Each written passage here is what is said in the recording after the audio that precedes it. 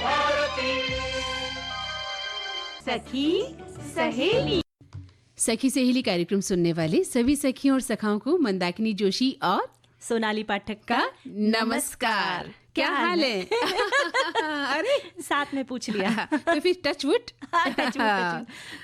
तो बताइए कैसी हैं आप? मैं तो मजे में हूँ और देख रही हूँ कि आप भी बहुत खुश नजर आ रही है। हाँ, मैं भी मजा में हूँ, बिल्कुल मजा माचो। मजा माचो है ना। तो अच्छा, मुझे एक बात तो बताइए जी, आपके हाथ में क्या लग रहा है? थोड़ा मिट्टी मिट्टी से आपके हाथ में लगी हुई है और कपड़ों पर भी है, थोड़ा झड़क लीजिए ना मिट्टी को, और चेहरे पर भी देखिए हल्की सी मिट्टी नजर आ रही है मुझे। भैया ऐसा है मंदाकिनी जी कि अपना बचपन हमेशा जीवित रखना चाहिए और मुझे भी मिट्टी से जुड़ना, मिट्टी से खेलना बहुत अच्छा लगता है। अरे वाह, क्या बात है। तो आज आप मिट्टी में खेलती भी आ रही हैं, कहने का मतलब? क्योंकि आज ऐसा कुछ खास दिन है। आज है मिट्टी दिवस। अच्छा अंतर्राष्ट्रीय मिट्टी दिवस। तो आपने अपना बचपन जो है आज के दिन मना लिया है। जी, और मैं हमेशा जीवित रखने का प्रयास करती हूँ। बहुत अच्छा करती हैं, क्योंकि जो हम अगर अपनी बचपन की बात करें तो हमें कभी भी मना नहीं किया जाता था कि हम मिट्टी में क्यों खेल रहे हैं, बाहर क्यों खेल रहे हैं, गिर क्यों गए हैं, है ना। हम खेलते भी थे मिट्टी में, हमारे पैर सने होते थे, हाथ सने होते थे, मिट्टी से घरौंदा बनाया करते थे। याद करो वो बचपन। बिल्कुल याद है। और एक और बात याद है मंदाकिनी जी कि जब हम बचपन में छोटे हुआ करते थे उस वक्त हम खुले आम यानी हर किसी की मदद किया करते थे। हाँ। तो आज एक और खास दिन भी है। आज है अंतर्राष्ट्रीय स्वयं सेवक दिवस। जी बिल्कुल, बचपन में हमें सिखाया जाता था, एक खास तरह की ड्रेस हम पहना करते थे स्कूल जाते समय, और परेड हुआ करती थी, उसका हम हिस्सा बनते थे। और मुझे याद है हमने अपनी स्कूल को साफ भी किया है, क्लासों को साफ किया है। हमें सिखाया जाता था कि किस तरह अपने आसपास के वातावरण को साफ सुथरा रखना है। जी, तो उस दिन को भी आज हम सब मना रहे हैं। साथ ही घूमने कहाँ जाना है आज? अरे कहाँ ले जाएंगे आज आप घूमने? आज हम लेके चलेंगे तारकर्ली। तारकर्ली ये कहाँ है? ये कोंकण में है और समुद्र किनारा बहुत खूबसूरत है यहाँ का। और साफ सुथरे बीचेस हैं यहाँ पर। और बहुत सुंदर जो है समुद्र के अंदर की जो सृष्टि है वो हमें बहुत करीब से देखने को मिलती है यहाँ पर। तो वहाँ की हम सैर करवाएंगे। बिल्कुल सोनाली, मुझे तो लगता है समुद्र में एक गोता भी लगा आऊंगी मैं तो। और सुनिए, मेरे घर में जो मेरे दादाजी हैं थे, जो या अब मेरे पिताजी की बात मैं करूं, जब वो सेवानिवृत्त हुए ना, तो हमने देखा कि उनकी दिनचर्या में काफी बदलाव आ गया था। रोज जैसे वो ऑफिस भागते थे, सुबह उठते ही ऑफिस की तैयारी करते थे, लेकिन सेवानिवृत्ति के बाद वो बिल्कुल आराम से हर चीज को किया करते थे, आनंद लिया करते थे और परेशान नहीं हुआ करते थे।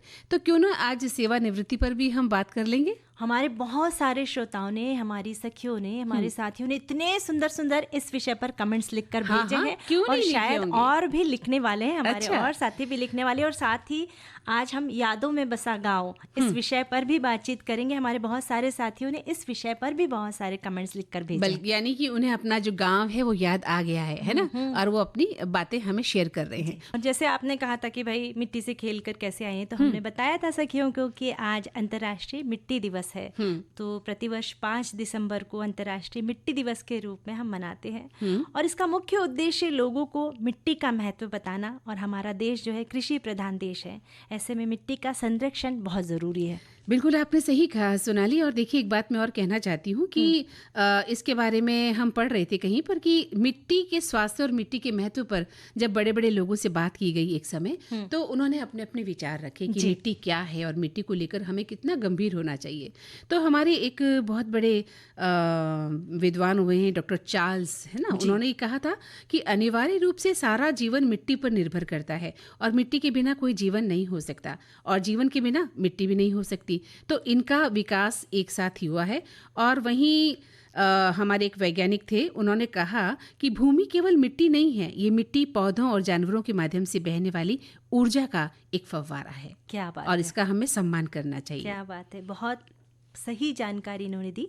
और ऐसा कहा जाता है मंदाकिनी जी कि थाईलैंड के महाराजा स्वर्गीय HM अब्दुल्ला देज ने अपने कार्यकाल में उपजाऊ मिट्टी के बचाव के लिए बहुत अच्छा काम किया था और उनके इस क्षेत्र में योगदान के कारण प्रतिवर्ष उनके जन्म दिवस के अवसर पर यानी 5 दिसंबर को ये दिन मनाया जाता है। और ये भी कहा जाता है कि सोनाली, हम जितना अपनी जमीन से दूर होते जाएंगे ना, हमारी असुरक्षा उतनी ही बढ़ती जाती है। जितना हम मिट्टी से दूर होंगे उतने ही हम कहीं ना कहीं बीमार होते जाते हैं, है ना। मिट्टी से हमारी जड़ें जो है मिट्टी से जुड़ी रही है। इसलिए आजकल जब माता पिता बच्चों को खेलना मना कर देते हैं कि मिट्टी में मत खेलो, हाथ पैर खराब मत करो, गंदे मत हो, चलो कपड़े बदलो, है ना, डांटते हैं बात बात पर, तो देखिए आजकल के बच्चों की इम्यूनिटी कहाँ है।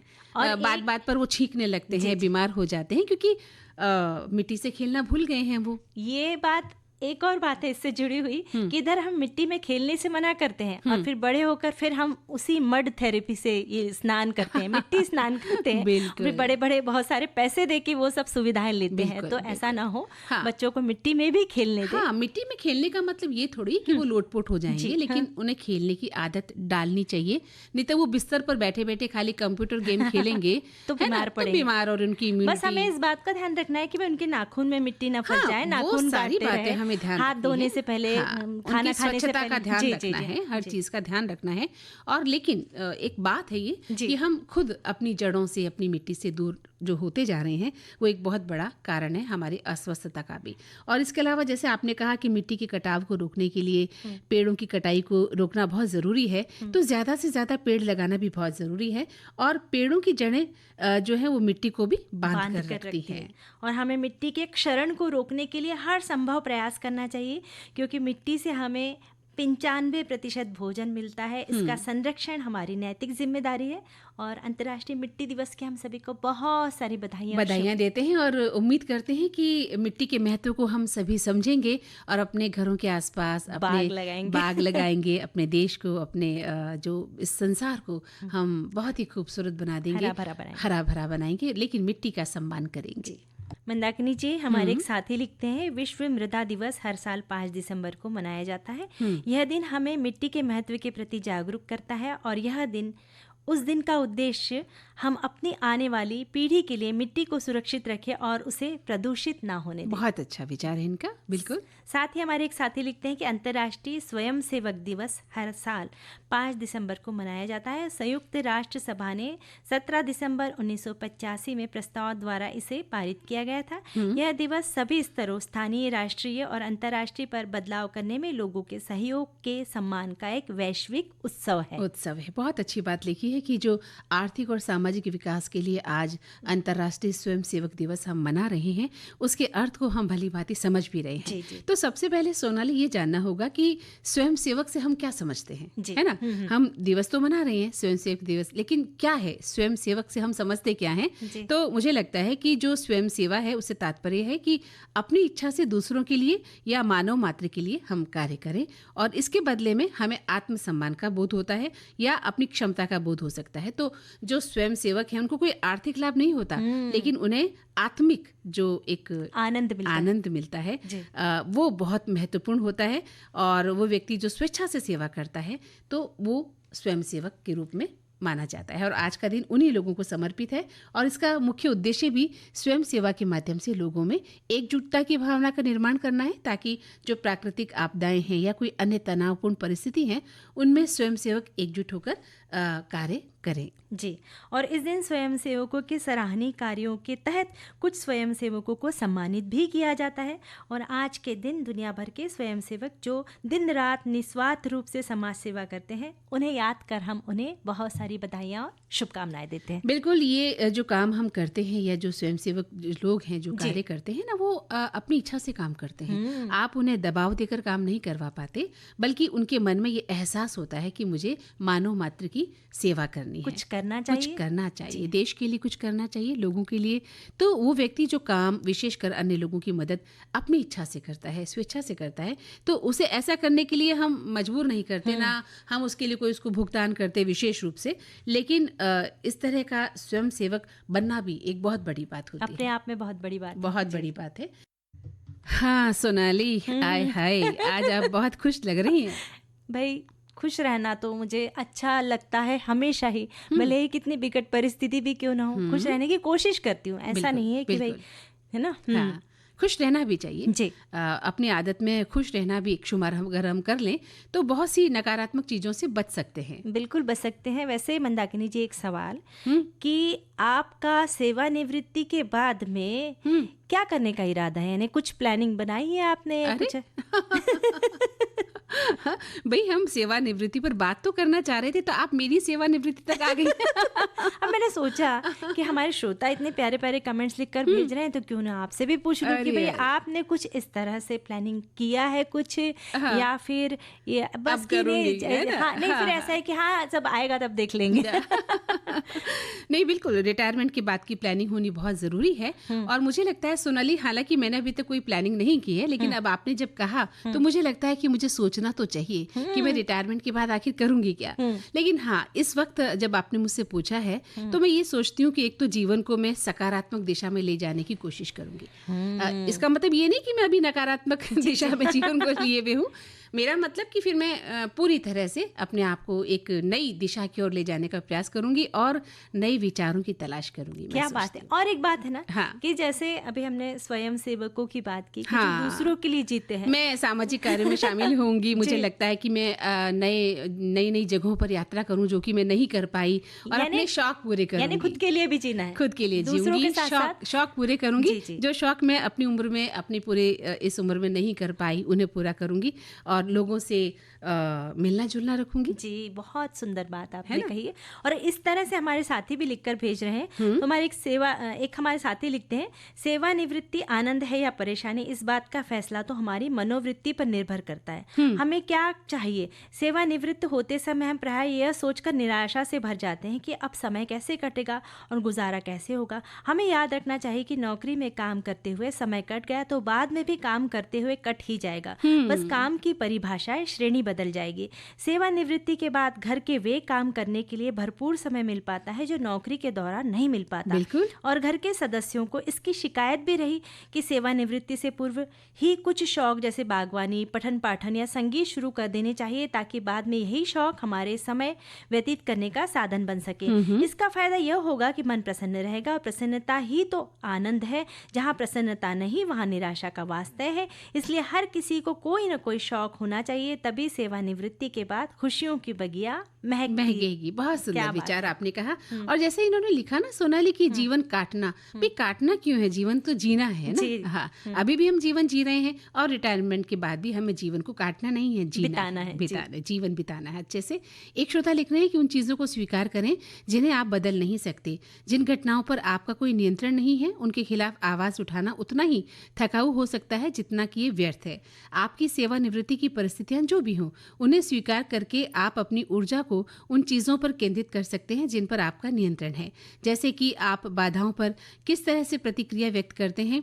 अतीत में उन उदाहरणों को देखें जहां आपने बदलावों का सामना किया, ताकि खुद को याद दिला सकें कि आप इस बदलाव को भी संभाल पाएंगे। क्या बात है। हर बदलाव को पॉजिटिव वे में देखना है।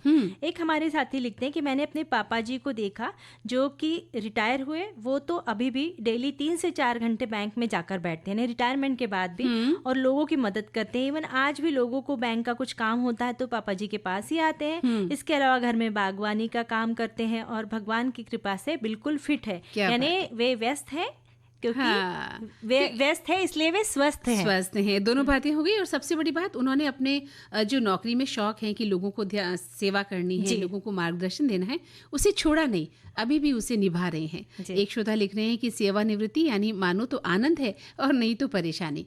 अपनी सोच और अपना निर्णय। मैं रिटायर होने को मुझे 5 साल हो गए, लेकिन मैंने अपनी दिनचर्या बना ली। सुबह 6 बजे उठता हूँ, प्रातःकालीन निपटाने के बाद साइकिल पे एयरपोर्ट पे घूमने जाता हूँ। 1 घंटा साइकिलिंग, 1 घंटा व्यायाम और वहाँ दोस्तों से गपशप। इससे सेहत अच्छी रहती है, टाइम पास भी होता है। मैं एक सामाजिक संस्था 100 अखबारों से भी जुड़ा हूँ। साल भर में कम से कम 2 बार पर्यटन से बच्चों के यहाँ भी हो आता हूँ। क्या बात है, क्या बात है। और हमारे एक साथी लिखते हैं कि कई लोगों के लिए रिटायरमेंट का मतलब है अपनी सारी जिम्मेदारियों से रिटायर हो जाना और फिर अपने तरीके से ज़िंदगी को जीना। समय की कोई पाबंदी नहीं, रोज़ रोज़ दफ्तर जाने की टेंशन नहीं, लेकिन कई लोगों के लिए रिटायरमेंट अकेलेपन की सौगात भी लेकर आता है। हमारे एक साथी लिखते हैं, मुझे सेवानिवृत्त हुए 13 साल हो गए, मुझे कोई परेशानी नहीं है। हर रोज़ सुबह 5 बजे उठकर जागो सुबह हो गई सुनते हुए प्राणायाम व्यायाम कर लेता हूँ। स्नान आदि के बाद देव दर्शन करके बाजार बैंक से जुड़े कार्य दोपहर तक निपटा लेता हूँ। दोपहर 1 बजे गीत माला सुनकर छोटी सी झपकी ले लेने के बाद 3 बजे सखी सहेली संग जुड़ जाता हूँ। शाम को इवनिंग वॉक करने चला जाता हूँ। नित्य कर्म हो गया है। इसके अलावा विविध भारती फेसबुक से जुड़ने के बाद कई सारे साथी मित्र बन गए जिसे ना कभी मिला हूँ, फिर भी उनसे ऐसा नाता बन गया है कि पूर्व जन्म की कोई लेन देन हो। इस लगाव के लिए सदा विविध भारती का सदा आभारी रहूंगा। रात छाया गीत की छांव में बैठकर शुभ रात्रि हो जाती है। क्या बात है क्या? कितना सुंदर तरीके से इन्होंने लिखा है और यकीनन आप इसी तरह से अपना जीवन व्यतीत कर रहे होंगे, इसलिए इतने स्वस्थ है ना। बहुत अच्छी हमें लगी इनकी बात। एक श्रोता लिख रहे हैं कि उम्र बढ़ने के साथ कई लोग गतिहीन जीवन शैली अपना लेते हैं। ऐसा करना आसान है, खासकर अगर आप जिस नौकरी से रिटायर हो रहे हैं। आप खुद को जितना स्वस्थ और सक्षम रखेंगे, आप उतनी ही अधिक चीजें हासिल कर पाएंगे। अगर आप हमेशा स्वास्थ्य समस्याओं से जूझते रहेंगे तो आप अपनी योजना के अनुसार काम भी नहीं कर पाएंगे। हमारे एक साथी लिखते हैं, सेवानिवृत्ति आनंद या परेशानी। मैं भी सेवानिवृत्त लेक्चरर हूँ। सेवानिवृत्ति के दिन जैसे जैसे नजदीक आ रहे थे मेरी तो परेशानी बढ़ती जा रही थी। बहुत तनाव रहने लगा था क्योंकि सेवा काल में हम बहुत व्यस्त रहते हैं। एक रूटीन बना हुआ रहता है, भाग दौड़ लगी रहती है। हालांकि अपने लिए समय बिल्कुल भी नहीं मिलता, फिर भी मुझे तो बहुत अच्छा लगता था। फिर मेरा तो कक्षा 12वीं तक का बड़ा स्कूल था। अपने विद्यालय के बच्चों से बिछड़ना, अपने साथियों से बिछड़ने को लेकर बहुत तनाव रहता था, लेकिन सेवानिवृत्ति तो होना ही था। अब 5 वर्ष हो चुके हैं सेवानिवृत्त हुए, लेकिन अब कोई तनाव नहीं है। अब हम सारे दिन विविध भारती सुनते हैं, व्यस्त रहते हैं, कार्यक्रमों में कमेंट करते रहते हैं और साल में एक बार 8-10 दिन के लिए बाहर घूमने चले जाते हैं। तो अब सेवानिवृत्ति आनंद देने वाली है। तो इन्होंने इस जीवन को भी समझ लिया है। जब हम उस स्थिति को समझ लेते हैं, स्वीकार कर लेते हैं ना, तो फिर हम बहुत अच्छा जीवन बिता सकते हैं। हमारे श्रोता लिख रहे हैं कि उम्र बढ़ने के साथ कई लोग गतिहीन जीवन शैली अपना लेते हैं और ऐसा करना आसान है, खासकर अगर आप जिस नौकरी से रिटायर हो रहे हैं। आखिरकार रिटायरमेंट में क्या करना है ये पूरी तरह से आप पर ही निर्भर करता है। आप खुद को जितना स्वस्थ और सक्षम रखेंगे, आप उतनी ही अधिक चीज़ें हासिल कर पाएंगे। अगर आप हमेशा स्वास्थ्य समस्याओं से जूझेंगे तो आप कोई भी काम नहीं कर पाएंगे।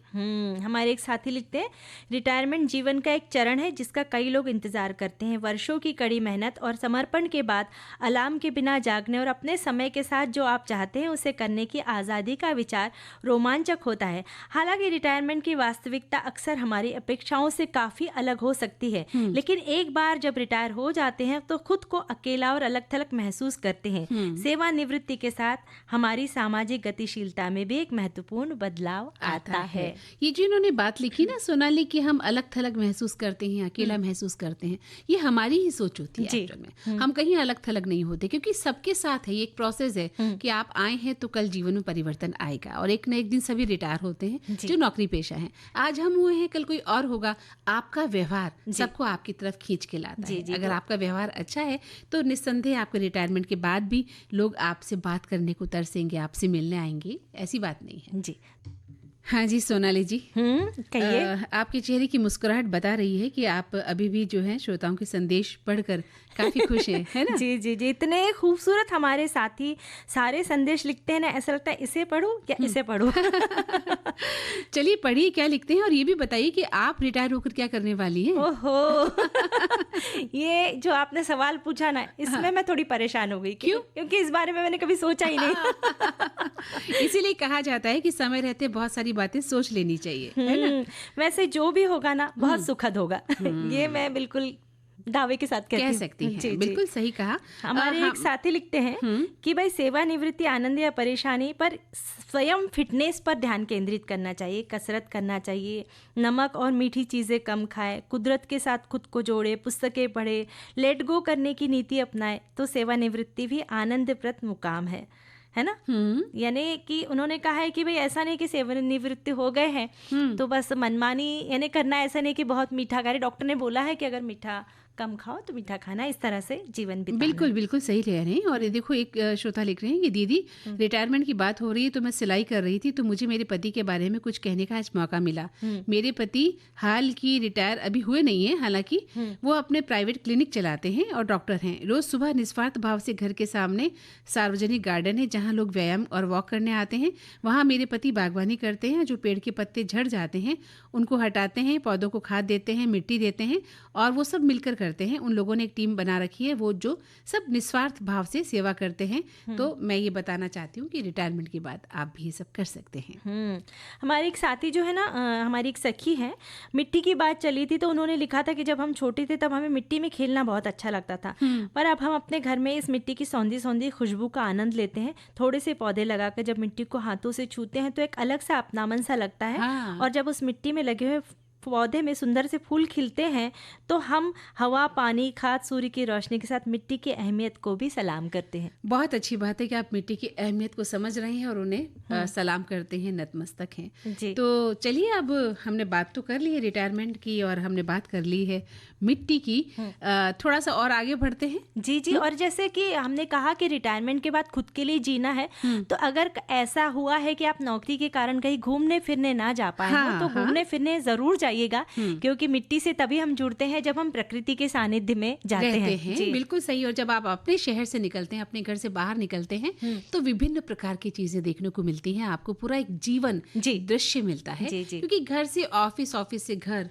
या हम सिर्फ कामकाजी जीवन बिताते हैं तो शायद इन चीजों को देख नहीं पाते जो दृश्य हमें देखने चाहिए, प्राकृतिक नज़ारे, है ना, तो फूल, आज हम पत्ते, पेड़ पौधे। बिल्कुल। तो आज पर्यटन जो स्थल की बात हम कर रहे हैं, शायद आप हमें कहाँ ले जा रही हैं? तारकर्ली। तारकर्ली भाई मेरे लिए बिल्कुल नई जगह है ये। अच्छा, तो आप जरूर जाइएगा, बहुत खूबसूरत जगह है। चलिए बताइए। महाराष्ट्र के सिंधुदुर्ग जिले में स्थित एक गांव है तारकर्ली, और यहाँ के समुद्र किनारे लोगों का मन मोह लेते हैं। यहाँ का पानी एकदम साफ सुथरा है। सूर्यास्त और सूर्योदय के वक्त यहाँ का नज़ारा देखने लायक होता है।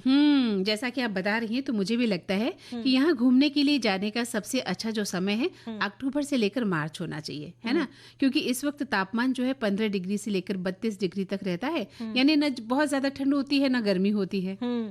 और तारकर्ली जाने के लिए रेल मार्ग से कुडाल रेलवे स्टेशन सबसे करीब है। अच्छा। और कुडाल से तारकर्ली 32 किलोमीटर की दूरी पर स्थित है, यानी तारकर्ली में कोई रेलवे स्टेशन नहीं है। जी। अच्छा। तो यानी कुडाल से हमें तारकर्ली जाना होगा, और बाई रोड जा सकते हैं, और बहुत सारी टैक्सी, बसेस की सुविधाएं उपलब्ध हो सकती है। यानी कुडाल में रेलवे स्टेशन है। जी। हाँ, समझ गई मैं। और इसके अलावा यहाँ के जो समुद्र तटों पर आप अपना स्कूबा ड्राइविंग कर सकते हैं और स्केटिंग कर सकते हैं, आनंद उठा सकते हैं इन बातों का। और जिन लोगों को वाटर स्पोर्ट करने का शौक है, पानी के अंदर घुसने का, तो उनके लिए भी बहुत ज्यादा वहाँ गुंजाइश है जाने की। और यहाँ पे स्नॉर्कलिंग भी कर सकते हैं। हाँ जी, उसमें यानी आप समुद्र के अंदर के जो जीव जंतु हैं उन्हें बहुत करीब से देख सकते हैं। अच्छा। और साथ में वे हमारे मददगार होते हैं, उनकी मदद से आप अंदर जाके समुद्र के अंदर देख सकते हैं कि किस तरह से मछलियाँ हमारे पास से गुजरती है, बड़े बड़े केकड़े, जो समुद्री जीवन है हमारी मछलियों का, जीवों करीब का से हम देख सकते हैं। वाह, क्या बात है, बहुत अद्भुत दृश्य होगा वो। और तारकर्ली बीच से ही 6 किलोमीटर की दूरी पर स्थित आचरा बीच भी पर्यटकों की पसंद है। अच्छा। और यहाँ पर स्थित 260 साल पुराना भगवान रामेश्वर का मंदिर है, जिसके दर्शन के लिए दूर दूर से लोग आते होंगे। बिल्कुल। और तारकर्ली गांव एक ऐतिहासिक महत्व रखता है।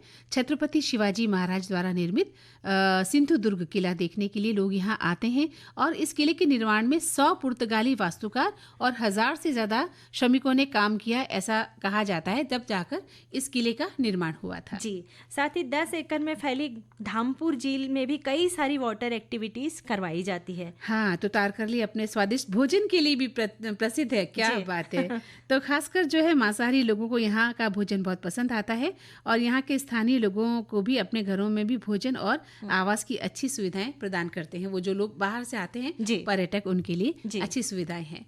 आपने कभी खाया है वहाँ पर? जी, मैं गई हुई हूँ, मैंने बहुत आनंद लिया है, समुद्र की अटखेलियों में खेली हूँ। अरे वाह। वहाँ का स्वादिष्ट व्यंजन भी मैंने चखे हैं। यानी पानी में गोता लगाकर आप आई थी? जी जी। बहुत आनंद की अनुभूति मिली है, और श्रोता भी हमारे गए होंगे, और बहुत सारे श्रोता अगर नहीं गए हैं तो जरूर जाइएगा। और बहरहाल हम सोनाली, अनमोल यादें जहाँ हमारी विविध भारती में बसी हुई हैं, तो आपकी जो अनमोल यादें हैं वो क्या क्या हैं? बहुत सारी हैं और उनमें से एक है कि यादों में बसा गाँव। अच्छा, यानी आपको अपने गांव की याद आती है। बहुत याद आती है क्योंकि ये भाग दौड़ भरी जिंदगी है, यहाँ पर कंक्रीट का जंगल है और सब तरफ बस भीड़ भाड़ है, तो तब ऐसा लगता है कि नहीं, सुकून के जो पल हम बिताते हैं वो गांव से ज्यादा कहीं और नहीं। यानी वो दिन याद करो, अगर आपसे कहा जाए तो आप गांव के वो दिन याद करेंगी जब आप बचपन में जाती थी और खूब खेलती कूदती थी, प्रकृति के बीच में रहती थी। अभी भी जाती हूँ, साल में एक आध बार जाती हूँ। अच्छा, अपने गांव जाती हैं आप? जी जी। तो हमारे श्रोता भी अपने गांव जाते हैं क्योंकि अपने विचार वो हमसे साझा कर रहे हैं। हमारे एक श्रोता लिख रहे हैं कि यादों में बसा गांव ये एक ऐसी जगह है जहां हमारी यादें बसी रहती हैं, जहां हमारा बचपन बीता होता है और हमारे परिवार और दोस्त रहते हैं। यादों में बसा गांव एक ऐसी जगह है जहां समय थम सा जाता है, जहां जीवन की गति धीमी हो जाती है, जहां हम अपने आप को प्रकृति के करीब पाते हैं। यादों में बसा गांव एक ऐसी जगह है जहां हम अपने बचपन की यादों को ताज़ा करते हैं, जहां हम अपने परिवार दोस्तों के साथ बिताए गए पलों को याद करते हैं। और यादों में बसा गांव एक ऐसी जगह है जहां हम अपने जीवन के अनुभवों को संजोते हैं, जहां हम अपने जीवन के उद्देश्यों को ढूंढते हैं। क्या खूब लिखा है इन्होंने। और यादों में बसा गांव एक ऐसी जगह है जहां हम अपने आप को पूरी तरह से व्यक्त कर सकते हैं, जहां हम अपने जीवन को पूरी तरह से जी सकते हैं। वाह, बहुत खूब। हमारी एक सखी लिखती है कि गांव के बारे में क्या लिखे, अब जाना ही नहीं होता है, पर गांव हमें गांव और खेत बहुत अच्छे लगते हैं। वो पेड़, उस पर चढ़ना, वो झूले, वो आम इमली, वो चने की भाजी और चूल्हे की वो रोटी, वो गुड़ वाली चाय, इन सब का आनंद तो गांव में ही है। एक श्रोता लिख रहे हैं कि आपने जो आज विषय दिया है उसी के अनुरूप मुझे एक बात याद आ रही है। ये बात है 1966 की, जब मेरी उम्र 8 वर्ष की थी। उस समय मैं 2 महीनों की गर्मियों में छुट्टी में ननिहाल जाता था। तब मेरे मामा जी मुझे सिनेमा दिखाते थे और उनकी एक दुकान में थी रायपुर से 60-70 किलोमीटर दूर, और वो किराए की दुकान थी। उस गांव में मुझे ले जाते थे। आप विश्वास नहीं करेंगे, उस गांव का पर्यावरण इतना शुद्ध था कि उस गांव में जो तालाब था, उस तालाब का पानी इतना साफ था कि नीचे तलहटी में कंकर पत्थर भी दिखा करते थे, और गांव के लोग उस तालाब के पानी को पीते थे और भोजन भी बनाते थे। मेरे मामा जी ने एक बार उस तालाब के पानी से बने भोजन से चावल और चने की दाल बनाकर खिलाई थी। वो आज भी मुझे याद है। आज मेरी उम्र 67 वर्ष हो गई, यानी 67। मतलब ये बात लगभग 60 वर्ष पुरानी है, पर मैं आज भी इस बात को नहीं भूला हूँ। क्या बात है। हमारे एक साथी लिखते हैं कि मेरा बचपन मुंबई में बीता है। महाराष्ट्र में सातारा शहर में हमारा गांव है। बचपन से जब साल में स्कूल के एग्ज़ाम आते, तब स्कूल के एग्ज़ाम के टेंशन से ज़्यादा हमें इस बात की खुशी होती थी कि लास्ट पेपर के बाद हमें गाँव भेज दिया जाएगा। आज भी मुझे पता है, गाँव जाते समय उन दिनों खंडाला घाट में गजब का जाम लगता था, और फिर भी एक बार खंडाला घाट चढ़कर ऊपर जाने के बाद हमारा गाँव आता था। फिर वो गाँव के दोस्त, गाँव का खाना, गाँव के दादा दादी, नाना नानी का प्यार अतुलनीय मिलता था। मामा के बच्चों के साथ हम सब बच्चे दिन भर भैंस चराने जाते और खेतों में जामुन इत्यादि पेड़ पर चढ़कर फल निकालकर आनंद लाते थे। कई बार तो हम भैंस के ऊपर बैठकर उसे चलाने की कोशिश करते थे, पर भैंस हमें बिठा तो लेती थी पर चलती नहीं थी, ढकेल कर गिरा देती थी। सच में बचपन के वो दिन याद आते हैं। और हमारे बहुत सारी श्रोता भी बहुत सारे मैसेजेस लिखकर भेज रहे हैं। बिल्कुल लिख रहे हैं। एक श्रोता लिख रहे हैं कि यादों में बसा गांव, यादों में क्या, अरे भाई वो तो गांव हमारे जहन में बसा हुआ है। जी हाँ, बचपन के कुछ साल वहीं बीते हैं, जिसके फलस्वरूप गांव को नजदीकी से देखा और समझ पाया। हमारे समय में भी गांव से पलायन शहर की तरफ हो चुका था। धीरे धीरे ललान खाली हो रहे थे। लोग शहर में अपनी रोजी रोटी के लिए जाना जरूरी समझते थे। यद्यपि सुबह के दाना पानी और खांड और दही के रस के साथ लोग अपनी खेती बाड़ी में लग जाते थे और शाम को ललान से गोहरी पर आग लाकर अपने चूल्हे जलाते थे। फिर एक टाइम रोटी पकती थी, मोटे अनाज थे और जौ की रोटियां पकती थी। जो लोग निरोग और हट्टा कट्टा थे, मगर अब रस की जगह चाय ने ले ली है गांव में। दोनों टाइम भोजन करके भी लोग अस्वस्थ हैं। पहले का माहौल ही प्रकृति की गोद में था और आज सब कृत्रिमता की शरण में है। बहुत सही बात लिखी है। हमारे एक साथी लिखते हैं कि ये बात 1966 के, जब मेरी उम्र 8 वर्ष की थी। उस समय मैं 2 महीने की गर्मियों की छुट्टियों में ननिहाल जाता था। तब मेरे मामा जी मुझे सिनेमा भी दिखाते थे। उनके एक गाँव थी रायपुर से 60-70 किलोमीटर, शायद ये पढ़ लिया है आपने। हाँ, जी, बिल्कुल बिल्कुल। और भी देखो हमारे श्रोता बहुत कुछ लिख रहे हैं। लिखते हैं एक श्रोता, नमस्कार जी, यादों में बसा मेरा गांव, मेरे बचपन का गांव, जहां ममता की छांव, और अब शादी हो गई लेकिन कोई नहीं भूलता अपना गांव। वो उछल कूद, वो पेड़ों पर चढ़ना, फल तोड़ना, फिर गाली खाना, वो स्कूल, वो दोस्त, सब कुछ याद है। वो भी याद है कि मेरे पापा यूं इस दुनिया से चले गए, वो थे तो सब कुछ था, अब सब कुछ बेमानी सा लगता है। क्या बात है। हमारे एक साथी लिखते हैं कि गांव को नज़दीक से देखने का मौका मुझे अपनी पहली पोस्टिंग के दौरान मिला, जहां पर गांव में 12 वर्ष तक रही। हालांकि गांव में परेशानियां बहुत थी, बिजली बहुत कम आती थी, लेकिन वहां की हरियाली मन मोह लेती थी। शुद्ध हवा, पानी, सब्जियां सहज सुलभ हो जाया करती थी। साक्षरता अभियान और चुनाव में कभी रात को बाहर जाना पड़ता था तो कभी किसी तरह का डर नहीं लगता था। लोगों में बहुत प्रेम भाव था, बहुत था, और सभी बहुत याद आते हैं। वाह, क्या बात है। और अब तो हमें भी सोनाली अपने गांव की याद आ गई है, और चले हम भी चले अपने गांव। जी भाई सोनाली, प्यार की डोर से तो हम सभी बंधना चाहते हैं, क्यों? बिल्कुल सही कहा आपने मंदाकिनी जी, पर समय की डोर भी हमें बांध कर रखती है। ये आपने सही कहा कि समय की डोर से भी हम बंधे हुए हैं। जी। तो अब कार्यक्रम से लेते हैं विदा। तो मंदाकिनी जोशी और सोनाली पाठक का नमस्कार। नमस्कार।